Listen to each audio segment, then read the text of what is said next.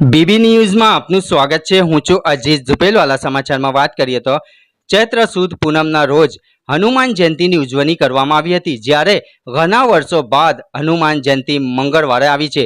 મંગળવારના દિવસે હનુમાનજીની ભક્તિનું ભાવનાનું અનેરું મહત્વ રહેલું છે। હનુમાન જયંતીના દિવસે વડોદરા શહેરના વિવિધ હનુમાનજીના મંદિરોમાં અખંડ રામધૂન, સુંદરકાંડના પાઠ અને હનુમાન ચાલીસાના પાઠ સહિતના ધાર્મિક કાર્યક્રમોનું આયોજન કરવામાં આવ્યું હતું। ભક્તો દ્વારા વિશેષ રૂપે ભંડારાનું પણ આયોજન કરવામાં આવ્યું હતું।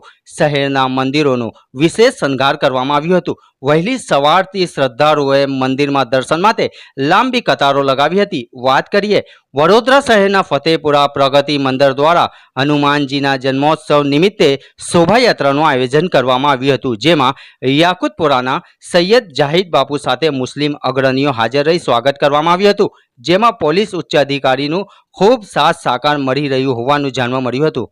રિપોર્ટ અઝીઝ ઝુપેલવાલા।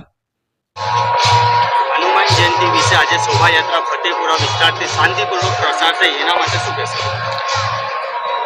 દરેક શોભાયાત્રા શાંતિથી પસાર થાય છે। દરેક સમાજના ભાવિક ભક્તો અહીંયા છે મોજૂદ અને ખભેથી ખભા મેળવીને આ શોભાયાત્રાને પસાર કરી રહ્યા છે।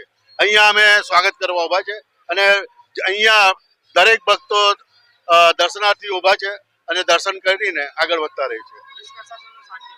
પોલીસ પ્રશાસનનો સાથ કેવો છે એ મારે કહેવું ના જોઈએ, કેમ કે એ લોકો ખડા પગે પોતાનું ઘર બહાર છોડીને અહીંયા જે બંદોબસ્ત આપી રહ્યા છે એ તારીફે કાબિલ છે। એના અંદર ઉચ્ચ અધિકારીઓ, પછી પોલીસવાળા અને ખાસ કરીને જે પેદલ પોલીસવાળાઓ છે એમની તારીફ કરવાની છે કે સવારથી લઈને સાંજ સુધી બંદોબસ્તમાં ઊભા રહે છે, એટલે એમની તારીફે કાબિલ છે।